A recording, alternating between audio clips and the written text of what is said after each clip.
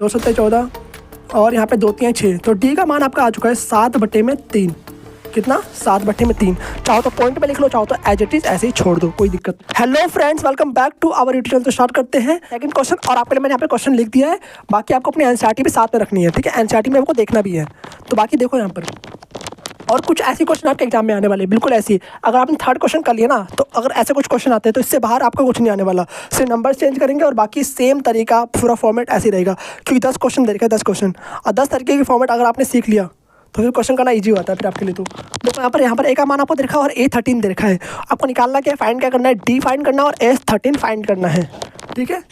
और कई बच्चे कमेंट कर रहे थे कि न्यू एनसीईआरटी खरीदे या नहीं खरीदे। न्यू एनसीईआरटी खरीदने की कोई ज़रूरत नहीं है। क्यों? क्योंकि जो भी सिलेबस आपका रिड्यूस हुआ है, सिलेबस आपका जुड़ा नहीं है, ठीक है। सिलेबस हटाया गया है। तो जो पुरानी एनसीईआरटी अगर आपके पास है, तो जो चैप्टर नहीं आने वाले, जो क्वेश्चन नहीं आने वाले, उसको काट दो, ठीक है। सिंपल सा, वो मत पढ़ना। आपको मैंने बता ही दिया एक वीडियो में, आपको पता ही है, ठीक है। जो मैं आपके लिए वीडियो में आया था कितने सिलेबस मैथ का आने वाला है इस बार CBSE 2025 में, ठीक है। बाकी यूपी बोर्ड के लिए सबके लिए बना रखा है मैंने ऑलरेडी। तो बाकी आप उसी को फॉलो कर लो, और जो भी आने वाले चैप्टर, जो भी एक्सरसाइज आने वाली, इसको टिक कर लो, ठीक है। बस उतना ही पढ़ना है। न्यू एनसीईआरटी खरीदने की ज़रूरत नहीं है, पैसे मत वेस्ट करो, ठीक है अपना। देखो यहाँ पर जो बुक है काम चला लो, कोई दिक्कत नहीं। तो A=7 और A13=35। अगर कुछ चेंज हुआ होता ना तो फिर मैं बोलता कि खरीद लो। ना कुछ जुड़ा है ना कुछ, अगर रिड्यूस हुआ है ना, कम हुआ है, उल्टा चैप्टर हटे हैं आपके। तो A13 क्या है आपका, देखो यहाँ पर A+ में 12D, ठीक है। देखो यहाँ पर A13 आपको दिया हुआ है कितना, 35 दे रखा। 35 यहाँ लिख दो, सिंपल सा। और A की वैल्यू आपको दे रखा 7, यहाँ से D निकल जाएगा आपका।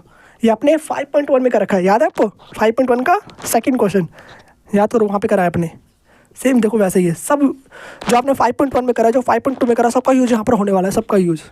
7 या प्लस का उसको तो उस तरह भेज दो, और ये हो जाएगा आपका माइनस। तो 35 माइनस में 7 कितना हो जाएगा आपका 12D में 15 में से 28 बच गया यहाँ पर, ठीक है। D में 28/12 हो गया। यहाँ तो समझ में आई बात। अब देखो काट दो उसको, कितना आ रहा है 14 हो गया, यहाँ पर नीचे 6 हो गया, समझ में आ रहा है। 2 और यहाँ पे 2 3 6, तो डी का मान आपका आ चुका है 7/3। कितना? 7/3। चाहो तो पॉइंट में लिख लो, चाहो तो एज इट इज ऐसे ही छोड़ दो, कोई दिक्कत नहीं है। आप देखते हैं SN, हमें निकालना है S13। अब S13 का वैसा वाला फॉर्मूला नहीं होता, ठीक है। तो कोई ट्रिक वाला पूरा फॉर्मूला लगाना ही पड़ेगा आपको। पहले ही बता रहा हूँ, बार बार बता रहा हूँ, पूरा फॉर्मूला लगाना ही होगा। कोई वैसा ट्रिक नहीं है। S13 में S+ में 12D मत लगाने बैठ जाना, नहीं आएगा आंसर। ऐसा कुछ भी नहीं होता। कई बच्चे लगाने बैठते हैं ना, क्योंकि शॉर्ट ट्रिक चाहिए होता है उनको, हर चीज़ में शॉर्ट ट्रिक ढूंढने लगते हैं। तो पहले आप ऊपर लिखोगे फॉर्मूला, तो SN में n/2 ब्रैकेट में A+ में AN, ये आपका फॉर्मूला होता है। ये वाला लगाएंगे यहाँ पर, ठीक है। आपको A13 पता है, N का मान 13 पता है, A का मान पता है, सिंपल सा पुट कर दो, D की ज़रूरत ही नहीं है, ठीक है। अगर यहाँ से हमें D का मान नहीं पूछता ना, तो हम सिंपल कर चुके होते अब तक, क्योंकि हमें AN भी पता है, हमें A का मान ही पता है और N भी पता है। सिंपल सा हम SN निकाल चुके होते हैं इस वाले फॉर्मूला का यूज करके। पर हमसे D का मान भी यहाँ पर पूछा था, तो इसलिए हमने यहाँ पर पूरा सॉल्व करा इसको, पहले D का मान निकाला।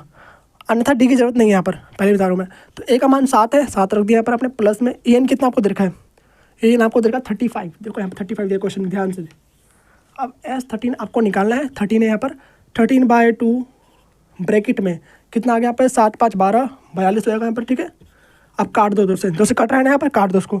2 एकम 2, 2 3 4, 2 एकम 2, ठीक है।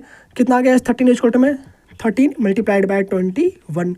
अब 13 को 21 से मल्टीप्लाई कर दो, आपका आंसर निकल जाएगा, ठीक है। देखो कितना आ रहा है, 13 एकम 13 का 3 हासिल, 1 13 दूनी 26 और 1 27। तो 273 आपका आंसर आ चुका है, 273। और यही आपका फाइनली आंसर है, ठीक है। मिलते हैं आपसे नेक्स्ट वीडियो में, तब तक के लिए okay bye, thanks for watching.